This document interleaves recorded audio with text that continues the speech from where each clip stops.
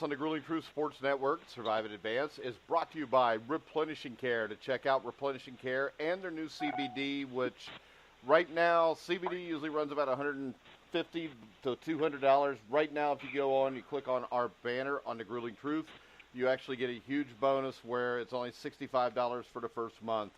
I'm your host, Mike Goodpaster, and right now I'm going to welcome to the show a member of the Indiana Basketball Hall of Fame and the 1981 Indiana Hoosiers, my co-host, Steve Risley. How you doing, Steve? Doing good today, Mike. Looking forward to today's show. We got a special one lined up for you today, don't we? Oh, yeah. We've got every week we have the Notre Dame Football Weekly Show with Josh Benjamin. And this man, you can hear it weekly. They preview all the games. They look back at the games were played. This man, for my money, is the greatest tight end in the history of Notre Dame football. Was picked in the first round of the 1983 NFL Draft. Help me welcome to the show, Tony Hunter. How you doing, Tony? I'm good, Mike. Thank you very much. It's a pleasure to be here, friend. Yeah, so now we've got like two Indiana legends because, you know, Steve played at IU back when IU was IU. You played at Notre Dame back in the late 70s, early 80s. I mean, and you almost had Steve Risley throwing you passes. Yeah, that's what it sounds like. That's what it sounds like, Mike.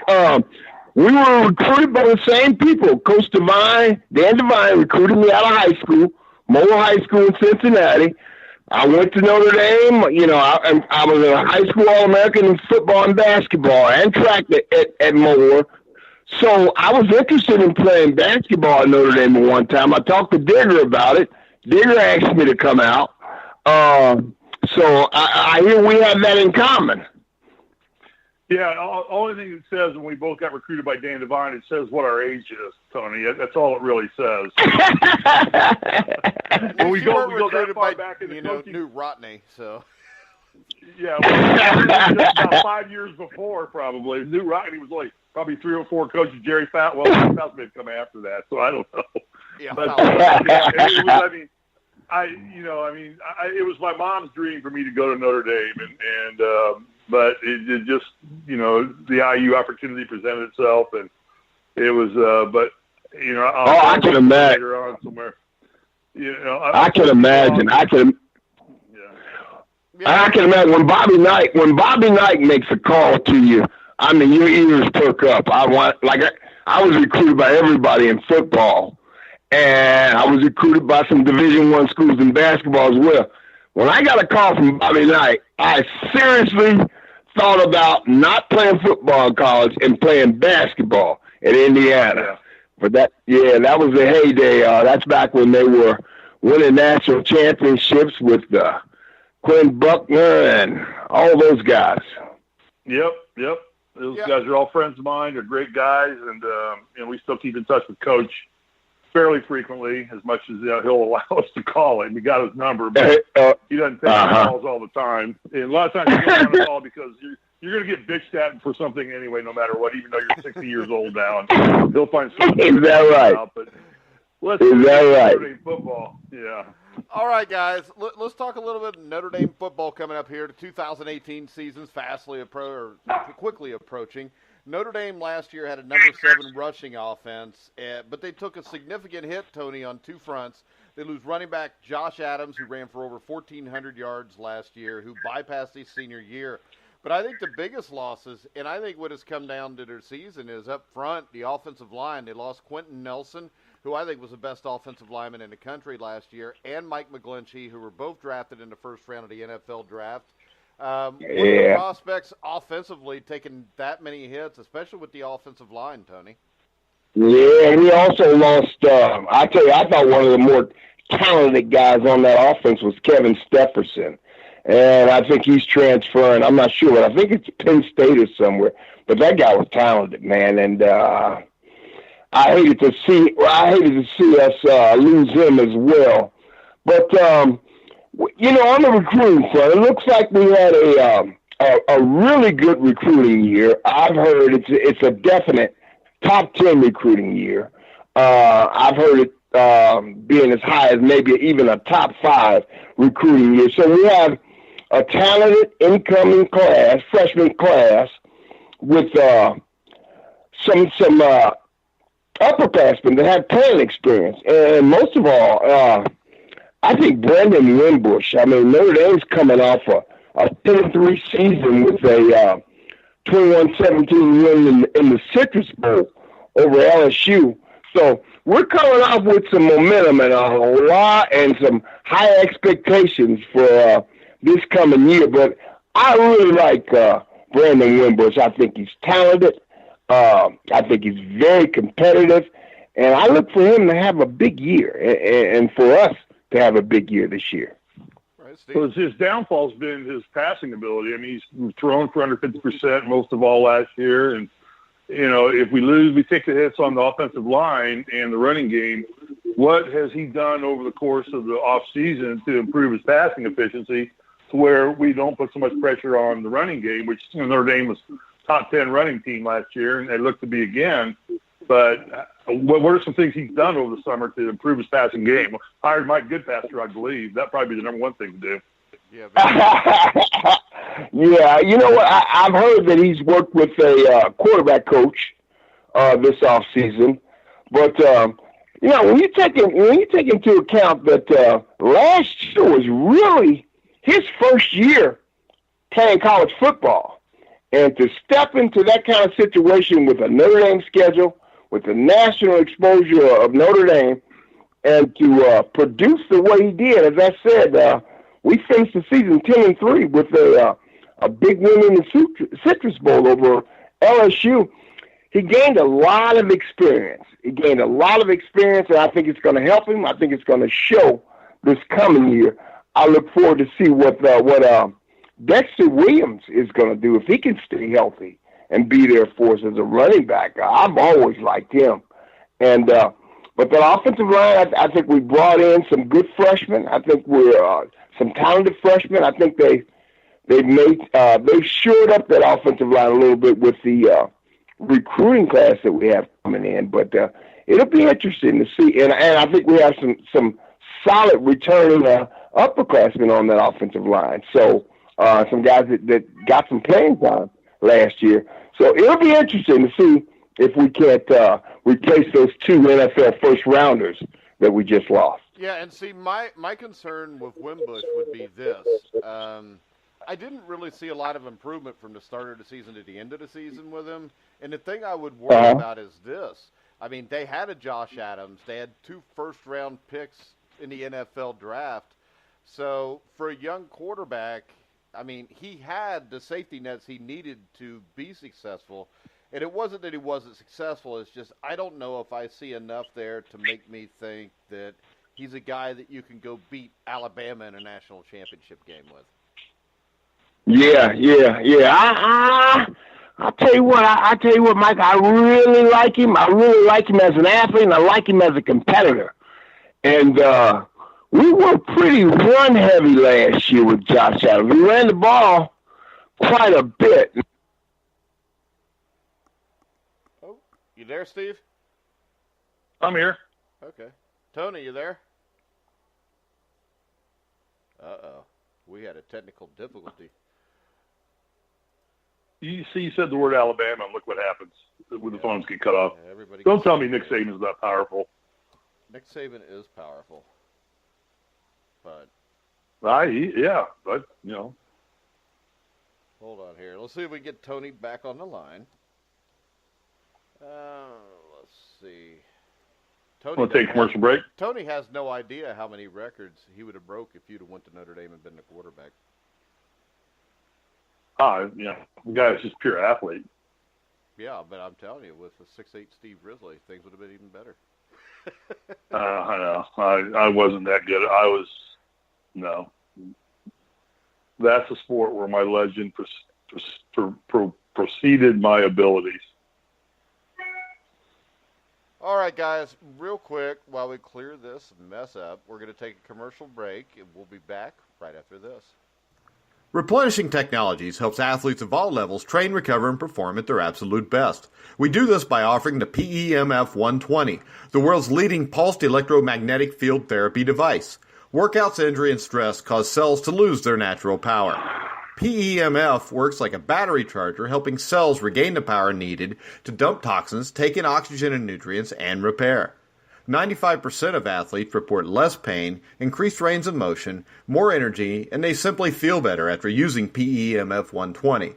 If you'd like to count yourself among that group, contact us at www.replenishingtechnologiesinc.com. All right, guys, we're back on The Grueling Truth. We got Tony Hunter, who will be back in a second.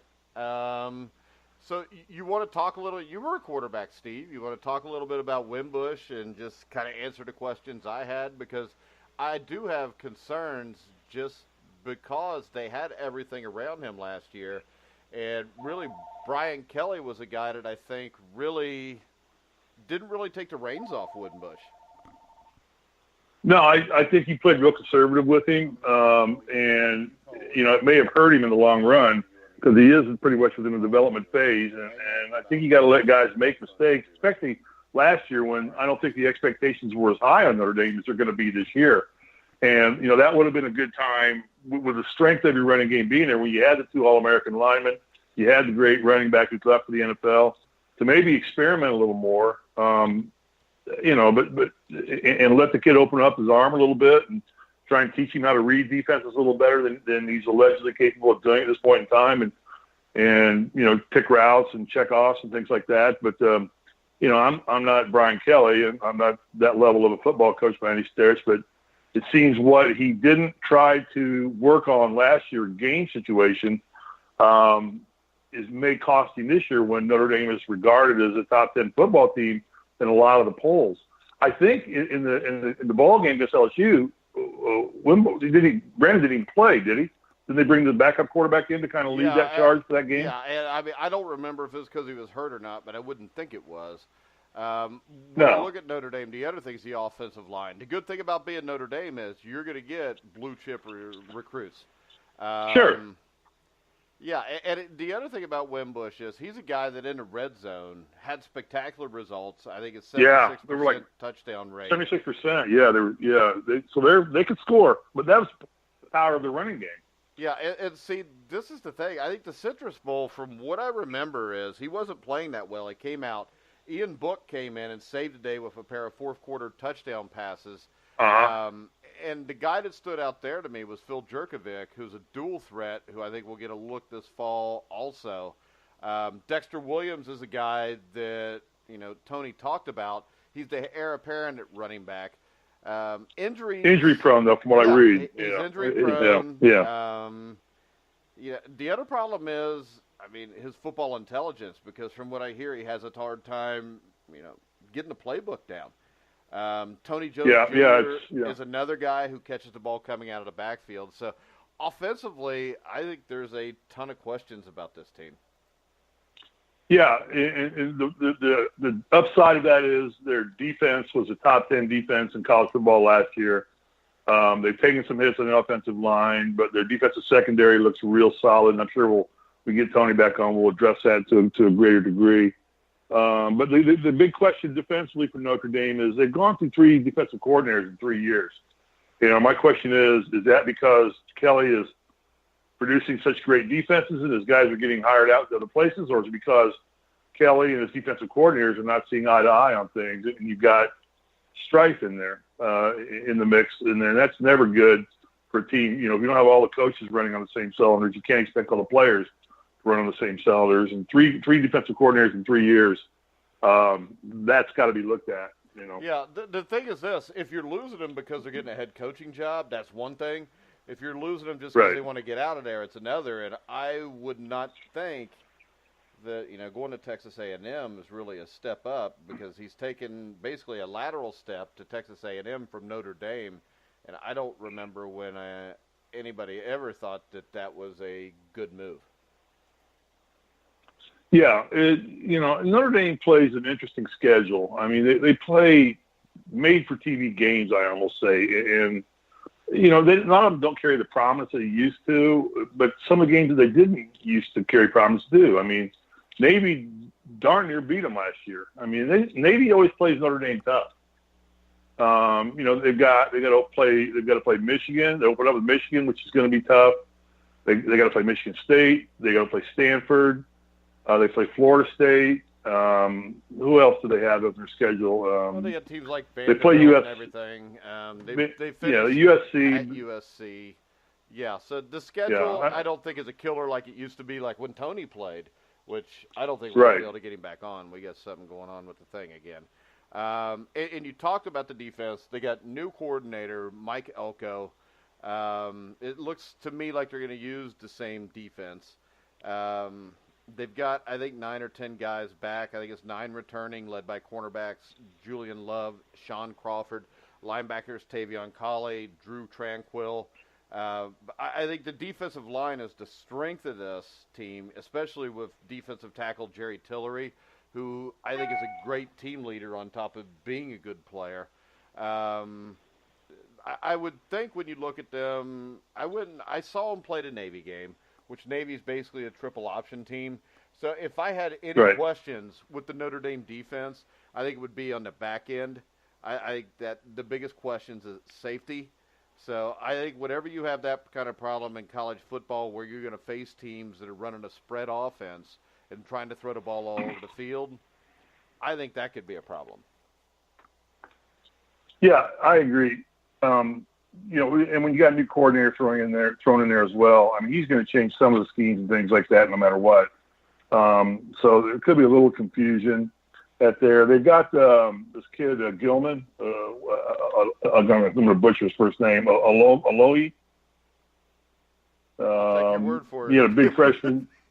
Yeah, and he's a kid who had a great freshman season, kind of slumped off a little bit, but they're looking at him to be a starting free safety for him. Like you said,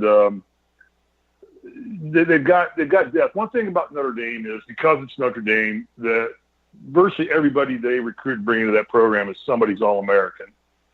So while we don't, they have such incredible depth that they're going to find people to fill in. I mean, because I think that coaching staff is talented. And the other thing you have to remember about a school like Notre Dame, and I've always said this about Indiana, because of who they are, every win that Notre Dame gets is a harder-earned win than most other schools, unless you're like in Alabama, really, because the name on your front of the jersey expands the bullseye on the back of your jersey.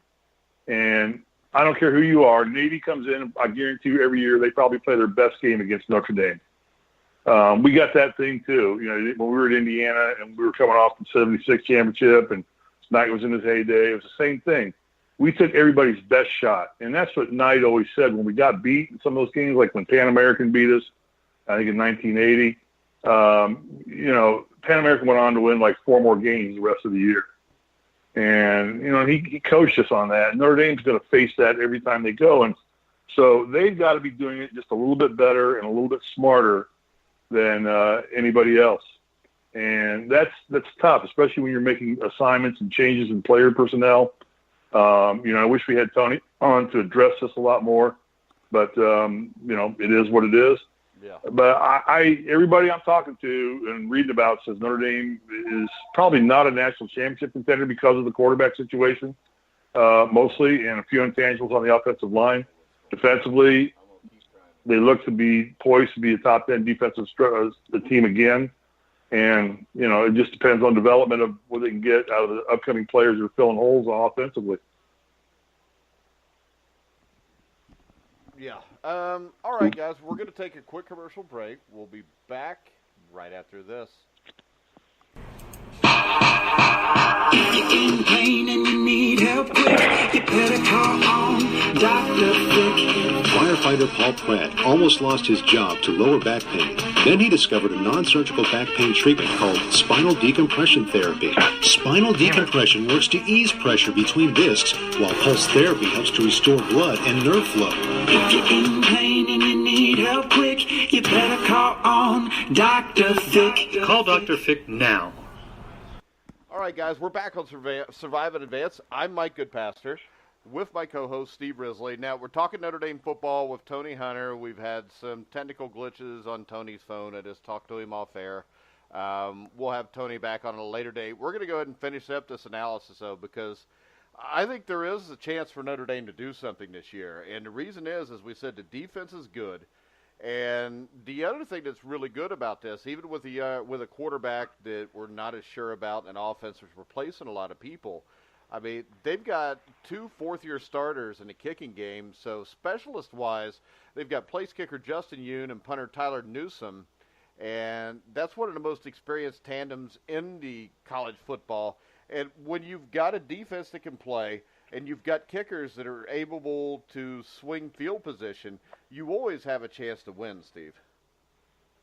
Yeah, I mean, we've heard this cliche a gazillion times by all the greatest coaches in the world that it's defense that wins championships.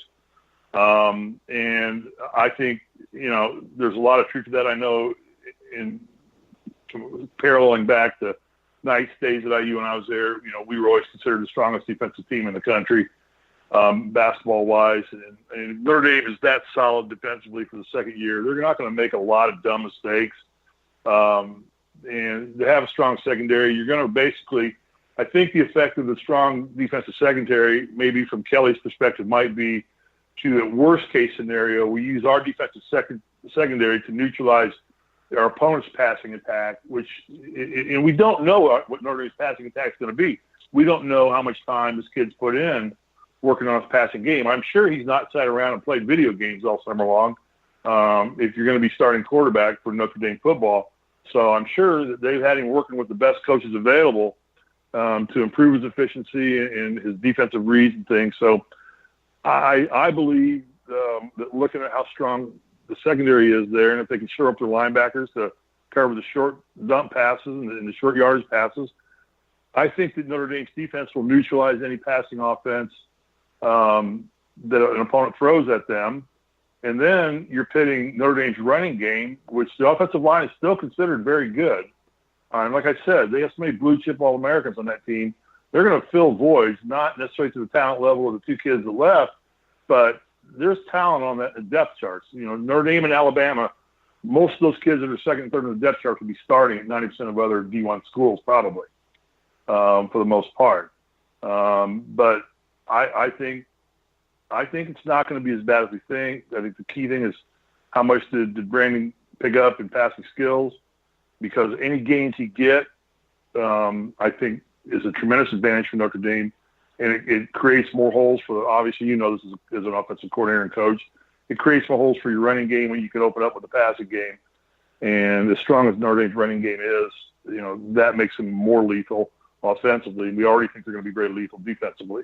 Yeah, and when you look at the schedule, I think the season comes down. I mean, you're going to know right away what you got. They host at South Bend. They host Michigan right away. That's a game that if you want to be nationally relevant, you've got to win that game. Then you play Ball State, which has been a decent program the last few years. Vandy, who's a 500 SEC school right around there. Then you go to Wake Forest. Then you get Stanford at home, which is a tough game. They got David Shaw, who's maybe, for my money, he might be – he's at least a top 5 coach in the college football. Then you go to Virginia Tech, which is a rough game. You got Pitt at home. Pitt's a team that has been around a 500 team, but they've pulled huge upsets the last few years. You can ask Clemson about that last year.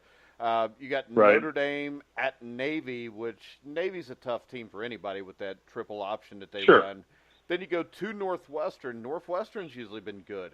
You play Florida State at Notre Dame, and the question about Florida State with Willie Taggart, a new coach, you don't really know what you're going to see there. Then you host Syracuse, which has been around a 500 team in the ACC. You finish up at USC. So it's not like the schedule is a killer, but there's not, outside of 2 or 3 games here, games where you think, well, Notre Dame should win this without a problem.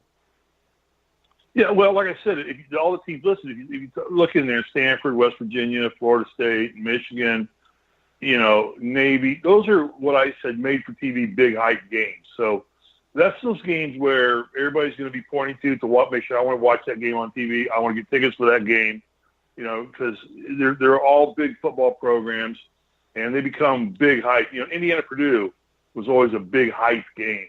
It's like everybody pointed to that game as like, got to get tickets for IU-Purdue game, for basketball. And it's that way with pretty much any Notre Dame game, especially start bringing these other big hype schools. Vanderbilt, they're a 500 team, but they're a 500 team in the SEC. Yeah. Which probably puts them at about a 700 team in most other conferences. Because let's face it, the SEC still is the dominant football conference in college football, and to go 500 there probably says you're going to go win 7-10 games in most other conferences. So they're no pushover by any stretch of the imagination. They play against great talent and great teams every Sunday or Saturday that they play. And so there's not really a breathing period. Northwestern, not the pushover team anymore. They've been to bowl games. They're competitive in every game. Ball State, that may be the one thing. But I think by Stanford's game, that's the make or break game for them to be able to play for a national championship. I think if by Stanford you'll know. You got to beat Michigan too, though. You lose to Michigan, and but I'm assuming they're going to beat Michigan. I'm assuming Harbaugh is going to find another way to give that game away. Yeah, but Harbaugh now has a quarterback, which he has not had in Shea Patterson. I think that's going to be a tough game, but that's what you want. But there's a converse. You might as well find out right away what you got. Right. Yeah, but there's a converse to Harbaugh having a quarterback. That quarterback, the good side is Harbaugh has a quarterback. The downside is that quarterback has Harbaugh. No, that was pretty good. Not really, because Harbaugh is the one that developed Andrew Luck. Okay, and what has he done for the Colts? He got to the AFC Championship game when they didn't have the talent to get there. And as you can see, when he's Andrew not Luck there, is a great quarterback. The Colts are pretty bad without him. All right, we're going to transition. Yeah. And we're going to talk a little IU since we talked Notre Dame. And not just IU, but this is generally the salaries NCAA coaches make overall. They just came out. I got it from the Hoosier Sports Report yesterday. Steve sent it to me. And I'm looking at the money these coaches make. And we did a show about college football. And we did it with college sports and how they should pay the players. And we had somebody on with us that was debating whether they should be paid. And her point was that every program loses money. Now, I didn't buy it at first. I figured they're hiding stuff. But then you send me the salaries of what these coaches make. And just a little rundown. Archie Miller makes $550,000. We know Archie makes a lot more than that with other things outside of that. Well, now remember, these monies you're going to announce are what the university is paying. Yeah, not the endorsement deals, not the camps. But see, I don't think not the incentives. I'm doubting the cross country coach and the swim coach have a whole lot of endorsement deals. Well, they're gonna have a shoe contract. They're gonna have shoe contracts and uniform contracts. Does a swim team need a shoe contract? You get a swimsuit contract. How about that? Well, yeah, Speedo, whatever, TY Sports. But the thing is it's Archie Miller makes $550,000 from the school. His 3 assistants make an average of over $300,000 each. That's not the thing that blows me away, though. The thing that blew me away when you sent this, Steve, is you look, the cross country, the head coach of the cross country team makes $182,000. The assistant coaches make $113, $75, $61, $58, $48. I didn't know you needed that many coaches for it, but and you look at the football. The lowest paid football coach is the athletic performance coach who makes $150,000. All these other coaches, they've got 7 coaches on staff make more than $250,000 a year. The golf coach makes $115,000. The soccer coach makes $250,000. I know their soccer team's good, but it's still soccer. The swimming coach makes $200,000 with 4 assistants that make anywhere from $50,000 to $110,000. Tennis coach makes $93,000. The assistant coach $49,000. And this just goes on and on. No matter what sport it is, these people are paid really well. I mean, the field hockey, I didn't know Indiana had a field hockey team, Steve. And the head coach of the field hockey team makes $90,000 a year. And 2 assistants make a total of $84,000. I mean, I didn't know they had a rowing team, but the rowing coach makes $100,000. I mean, where do we row in? Is there a rowing competition? I think I know the Ivy League has rowing. Yeah, I think they drive down to the Ohio River and throw their boat in there. Holy cow! But really, I didn't figure this yeah. up, but is there a total on how much they pay all coaches? I mean, Indiana has a water polo team, Steve. Did you know that? I got a nice pool. I know I've swam in the pool for conditioning and for rehabilitation, so they got a nice pool. Might as well have a water polo team. I mean, but that guy makes $84,000 with 2 assistants to make a total of $90,000. Yeah, well, I mean, and I'm going to say that this is pretty representative of what all universities, I mean, all the top-tier universities do. I don't think that Indiana's out of line here. No, I mean, because if you look at with the top-tiered programs. We talked about the baseball coach, Jeff Mercer. He makes like $225,000.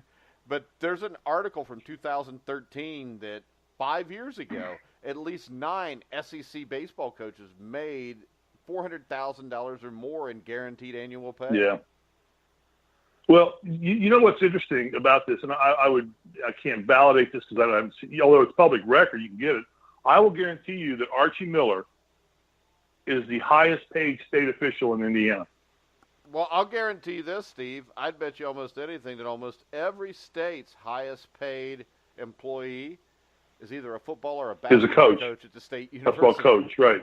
Yeah. Makes more than any governor, any judge, any senator, any chief surgeon, far. I mean, I don't know what the governor's paid in Indiana, but it can't be more than $200,000. If it's that, I mean, I don't know. Again, it's public record. We could look it up real quick, but that probably puts 10 coaches on this list as the 10 highest paid. We're not even talking Purdue yet. I mean, what Painter's making, you know, what the new football coach at Purdue's making, they're going to be in the same range. I guarantee you that. I mean, Painter's been at Purdue long enough. He's got to be making close to that kind of money. So I think it tells you where, you know, where the state finds its value, and they justify it by saying that these kind of programs bring in the reward, you know, bring in the recruiting of students back in, paying students coming into the university because of these programs. Butler kind of proved that when they made the great run with the 2 back-to-back NCAA championship game appearances. Their president came out and said that paid for itself in spades. Brad Stevens was worth every penny that we pay him because our attendance jumped tremendously, or, you know, applications. We have waiting lists now. So, but it just, and then are these athletic departments really poor or not? When you're paying out, I mean, I would gotta believe there's $3 million worth of salary here, at least. Well, this is the thing. If you want to compare it to Alabama, I pulled Alabama's coaching staff up. Their defensive coordinator makes $1 million this year. The associate head coach made $250,000 last year. He'll make $750,000 this year. They're still paying their old defensive coordinator $1.3 million. They've been doing that for a couple of years because they fired him. The offensive coordinator makes $600,000. The co-offensive coordinator makes $600,000. The offensive line coach makes $400,000. So when you look at this, 1, 2, 3, 4, you throw in Saban. The main 7 coaches at Alabama all make more than the head coach at Indiana. The offensive line coach is only $100,000 under it. The lowest paid coach on staff is the quarterback's coach, who makes $200,000. Wow. So that's the and now you start to wonder where the issues come up with hoarding money by the NCAA, universities not wanting to pay or compensate players, and you know, they get the biggest part of the process for free, and the biggest part of the profits go to the coaches. And I don't know what a rowing coach can really teach somebody. It's, you know, stroke, stroke, stroke, stroke. I'm sure there's some technique involved there, but I guess by the time you get to college, if you haven't got the technique to be a coxman. That sounded dirty. It's like noon, Steve. Quit talking like that. You made them noises and then you started talking about a coxman. This is scaring me. I think that's what you're called when you're on a rowing crew, aren't you? Aren't you a coxman? I don't know. I guess. That's why I was never on a rowing team then. Neither was I. I didn't want to be a coxman. So. Okay. But is it a coxman or a coxswain? I think a coxswain is a military position in the Navy. Okay, go ahead, because that just made it I don't worse know. if I go with it. But I'm digging a hole here that I want to get out of real quick. Hey, Nick Saban makes over $11 million a year. Yeah, but is that his total package, or is that his salary from the university? Well, the university approved a $4 million signing bonus. Okay.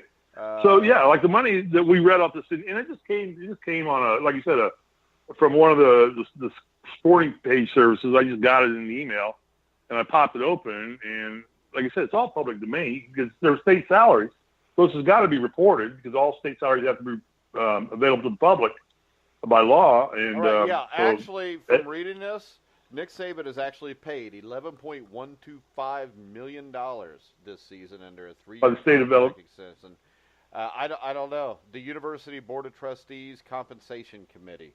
Altogether, the 8-year deal for him is scheduled to pay Saban $65 million, not including not including incentive bonuses. Right. And Mike Krzyzewski that's makes taxpayer dollars. $9.7 million. Yeah, that's taxpayer money.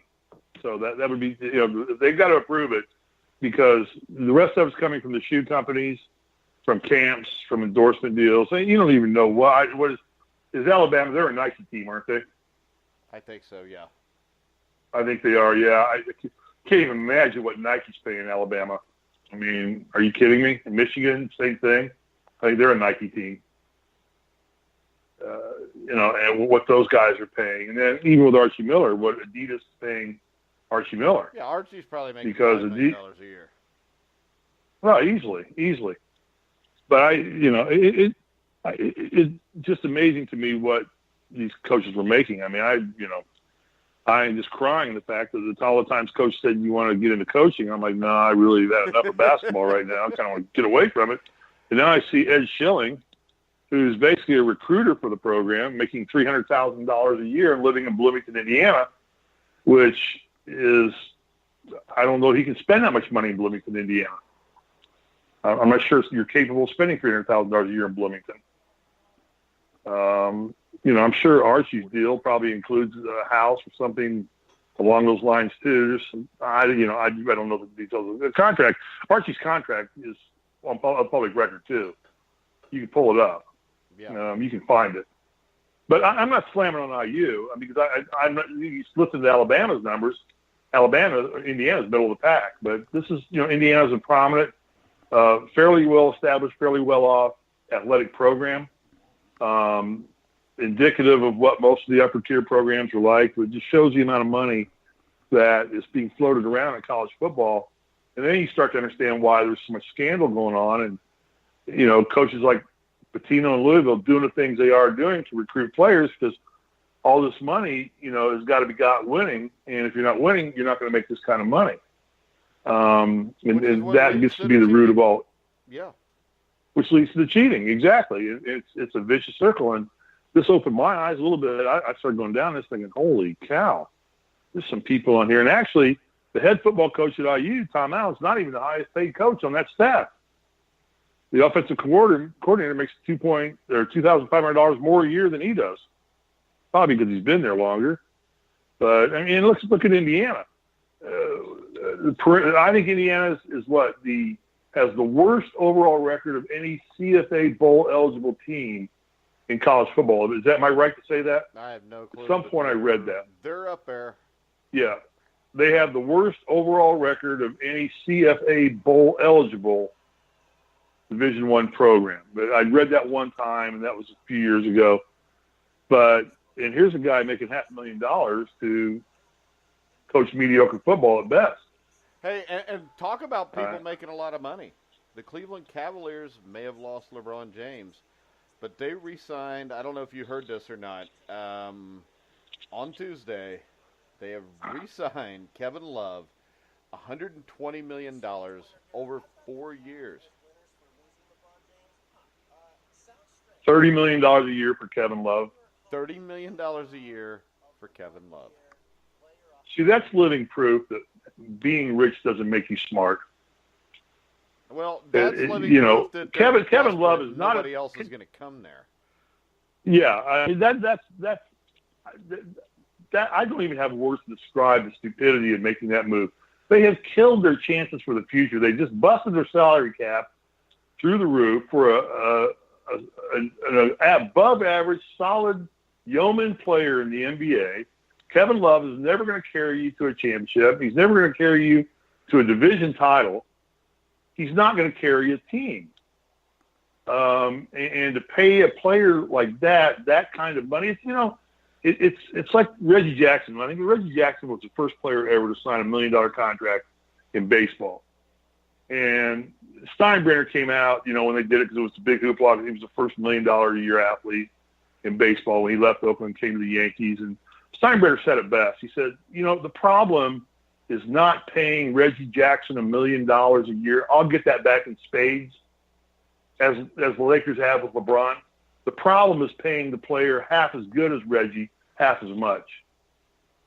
Okay? And that's where it hurts our salary cap. Because I got a player like Reggie who will earn every penny of his $1 million. But now you take a player who's half as good as LeBron and give him darn near $23 million short in total contract of what LeBron's getting paid, and think you're going to bank your team's resurgence and fan base and everything on that. To me, that incites the fans, because the fans are like, I figured out, like you'll figure out. They've just trashed their salary cap money. And now they've basically labeled him untradeable. I mean, nobody's going to pick up his contract for that kind of money for the next 4 years. No. And how long has he been in the league? He's been in for a while, because he was the star at Minnesota for a few years before he went to Cleveland. Right. Yeah, so he's not necessarily in the prime of his career. He seems to be somewhat injury-prone. I mean, I seem to remember enough times when he's out for this knick-knack injury, or kind of that who's the kid that went to Detroit from the Clippers? The stud player that always – Blake Griffin? Blake Griffin, yeah. Same thing. You pay that guy $35 million a year, and he plays 30 games a year. He may have the best contract of any player in the NBA. So that's ridiculous. I think that's a very bad move on Cleveland's part. You start to figure out reasons why those teams don't win championships on a regular basis. You bank your Cleveland banks its life on Johnny Manziel, which I don't think was a good call from the get-go. No. And it just wasn't a good, smart move. The guy was too much of a risk. He wasn't mature enough, and obviously it bared out right into play. So anyway, money dominates sport. But just the football salary, the whole salary of the IU coaching staff just amazed me. And again, I'm not picking on IU in any way, shape, or form. But what do you make of the fact that Miller comes in, and you think there was some competition there, that he got $50,000 more than Tom Allen? Like, they wanted to make sure Miller was the highest paid coach in the program, in the athletic program. Yeah, I think the basketball coach is always going to be the highest paid coach at IU. Well, not at Alabama. I mean, no, not at Alabama. This is the thing. So at Alabama, though, the basketball coach is never going to be paid more than the football coach, no matter what he does. Right. In Indiana, I don't know. The football coach would have to probably get them in the college football playoffs to make more than Archie Miller. Yeah, and I don't see why it couldn't happen. Well, let's face it, with IU, if they had a coach that had them on the right track in Bill Mallory, and they fired him because he was getting them to the Rose Bowl, but he was getting them to the Peach Bowl. He got them within a game in 1987 of the Rose Bowl, and they fired him. And as soon as they fired him, they went on a huge drought of not getting back to any bowl games. Yeah. But it's a lot of money, and they have a lot of money to cover up mistakes that they make, and ADs and popularity contests. They want a name brand coach or something like that, and but it's all part of the marketing thing tied into the shoe companies, the shoe contracts, the TV rights. I mean, all these people now have their own TV contracts for the Big Ten network, the SEC network. They all get a cut of that. I mean, the NCAA is out there marketing the heck out of thing, and universities are getting cuts of that. It's just a total money game. And again, it just goes back to the show we had on a while ago about not compensating the athletes in some form. And I'm not a big proponent, I never have been, of pay them now. I've always said use it as a dangling carrot. Put the money in a money market CD for them. When they get their degree, they get the money. If they don't get the degree, the money goes back into a general scholarship fund to be used for all students at the university of their participation. But you dangle that carrot out for them, maybe gives the kids that aren't going to play football a little more incentive to get their degree so they can turn around and have a nest egg saved up and start a business, purchase a home, do something nice for the family. Whatever they want to do with the money, it's their business. But when I see this kind of money floating around for a wrestling coach, wrestling's probably actually a fairly big sport. Cross country field, that amazing cross country, track and field. Yeah. $182,000 a year. My guess is that's probably something to do with Title IX. Yeah. Actually, I'm surprised at what does the women's basketball coach make? Oh, I don't have it up now, but it was, I think, over $200,000. Here, I got it right here. Hang on. Where's women's sports? Water polo, volleyball, swimming, field hockey, women basketball. Terry, she makes $300,000 a year. Yeah. So she'd still be the lowest paid. There's still 5 basketball coaches making more money than her. Yeah, but they're because all the basketball coaches make on the men's team. All the coaches on the men's team make more than that.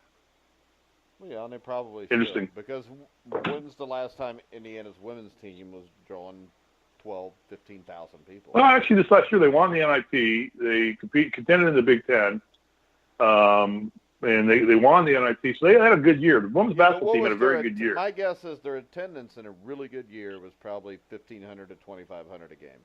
No, I think this year Indiana basketball was probably women's was averaging 6,000, 7,000, 8,000 a game. I bet they were. I know I started paying attention to it. Tyra Buss was their star player. They had a big senior class, and they made this big run. And they got real popular on social media. I remember seeing a lot follow Indiana men's basketball. A lot of the players were putting themselves on social media with them, attending the women's games. And, of course, the men players are there. Everybody else is going to come. And it got big, but, again, we're talking NIT and not NCAA. Yeah. But they did win a championship, which is something they hadn't done in a long time. So maybe this coach, based on the average salary being paid out, coach probably is the best value for the deal, because she probably was able to, probably, I'm sure they don't sink as much money into women's basketball as they do the men's program. I'm not saying it's right or wrong, but I guess it's probably what happens. So she may be the best value for the deal on the coaching staff entirely. All right, last year, the average attendance for the Indiana women's team was in the middle of the pack of the Big Ten at 3,000 a game. Okay. That was average. That was the average. Right. Yeah, and I just say as they started making the run for the NIT, I'll bet that doubled. Well, they drew, for the NIT championship, they drew 13,000. Yeah. Which was played in Bloomington, wasn't it? Yeah. Yeah. See, it picked up big time. So, it shows winning is relevant for attendance. But I just really don't think that the universities make the bulk of their income off of ticket sales. I mean, you've got to regulate ticket prices so students can afford them. But what they all get into now are these seat licensing things where you have to donate so much money to the athletic department to be able to purchase the front row seats on Assembly Hall. Yeah. You just don't own those. You now pay a licensing fee. We were talking about that the other day, and the Rams. Rams are building a new stadium, and it's $25,000 a ticket for the least price ticket to have the right to buy the ticket. That's the cheapest ticket that you can buy. Of the seats that are licensed. Not all seats are licensed. Some of them are just but they got to pay the sold coaches, as Steve, so they got to charge them a lot. Yeah, I guess so. But it just shows it shows where the corruption comes from. You start tossing this kind of money around to coach sports, and I doubt that there's a full-time professor at that university that makes more money than Archie Miller. Oh no, And if he is, he's probably Yeah, 90 and been there for 70 years. Yeah, America's status or something like that. And it just shows, is it really student athletes? Are they really student athletes? Are they just paid athletes to come in here and to bolster the pockets of the athletic department so they can put on a bigger show, so they can recruit and draw more, people to come into the university to pay tuition? Well, I think it's obvious that it is like that at most places. Yeah, no, I'm not picking on Indiana. No, I just happen to get this. And this is the thing. I would bet Indiana what they pay their coaches probably falls in about the middle of the pack. Yeah, no, I bet so too. Yeah, I definitely would agree with that. Well, looking at Alabama's football staff, I would say football were probably on the low end of the deal. Every sport in Indiana.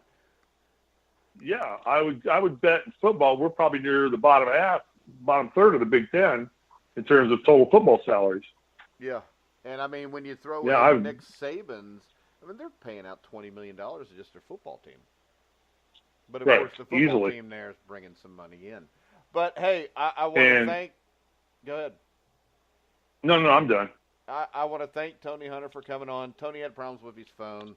Said his phone was dying. He's buying a new phone this week, so we'll get Tony on before that first game against Michigan.